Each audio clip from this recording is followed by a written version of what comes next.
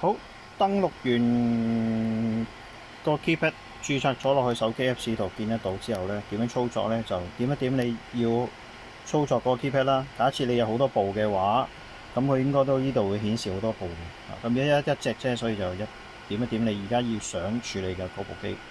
咁如果搖佢開門 ，hold 住5秒，有圈嘅，聽到有提示語音。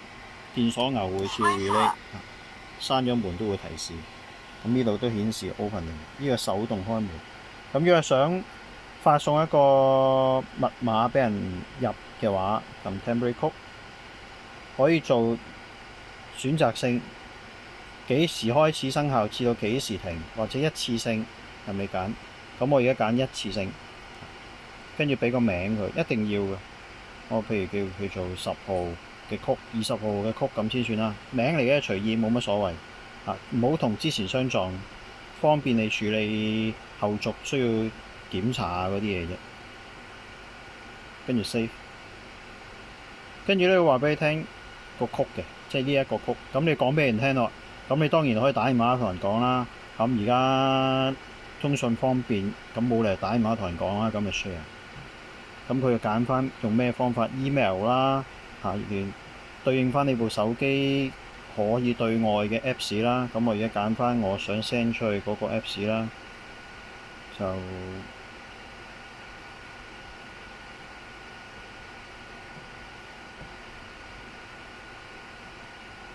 揀翻一個收到嘅 Apps 啦。我 send 咗出去㗎啦已經。咁你見到呢一個曲咧，就係啱啱個曲嚟。咁對方如果收到嘅話咧，就會用呢個密碼咧開到門啦。咁而家試試下，個密碼係63244066628井，成功開鎖㗎啦已經。所以刪翻。咁而家再試過，因為我 set 咗做呢個一次性㗎，咁我而家試多次啊，睇下開唔開到。632440668。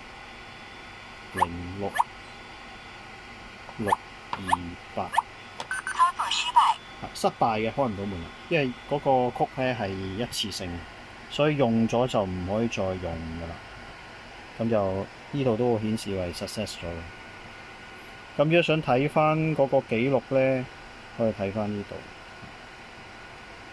咁啱啱頭先嗰條信息啦，20號㗎嘛，我頭先俾個名，嗰條信息係個名嚟嘅啫。咁啊成功咗㗎啦，已經。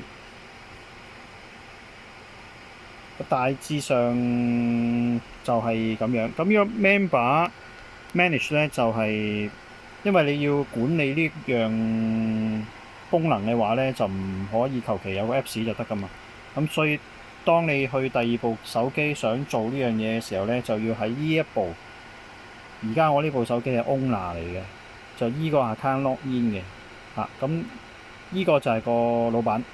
咁如果你話我想授權多一個人想處理呢樣嘢喎，都可以開到曲喎。咁就喺呢一度咧就 share 個增加啦，增加個用戶。咁當然嗰個用戶都要先裝嘅 Apps 先，因為如果冇 Apps 咧，你授權唔到人哋去做呢樣嘢嘅。咁如果你話唔想揀複雜啦，咁啊淨係呢一部機，咁亦就呢部機，咁其他機就做唔到加卡send 曲啊各樣嘢俾人嘅。咁下邊呢度咧有個 attendance 呢個位咧，其實就係佢要 set 嘅，因為呢個係一個出入記錄啊。咁 attendance 顧名思義咧，要知道你個翻放工時間嗰啲嘢，所以因為手機甚至乎所有嘅呢啲所謂叫做門禁軟件啦，佢都唔買翻嚟新嘅時候唔會知道你幾點翻工放工嘅。譬如朝10晚8定係朝6晚5咧，係唔知嘅，所以一定係要 set 嘅。你唔 set 唔好搞佢，唔好搞咁複雜，就唔好處理佢。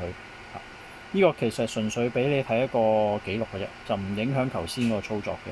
咁大概基本上好簡單，就如果你係純粹係一個遙距開門，或者要發送一個曲俾人開到門入去，就唔需要現場幫手去開門嘅話呢，咁就頭先個操作亦都可以睇得翻你做過出過啲咩密碼俾人嗰啲咁嘅嘢嘅，咁啊都簡單嘅。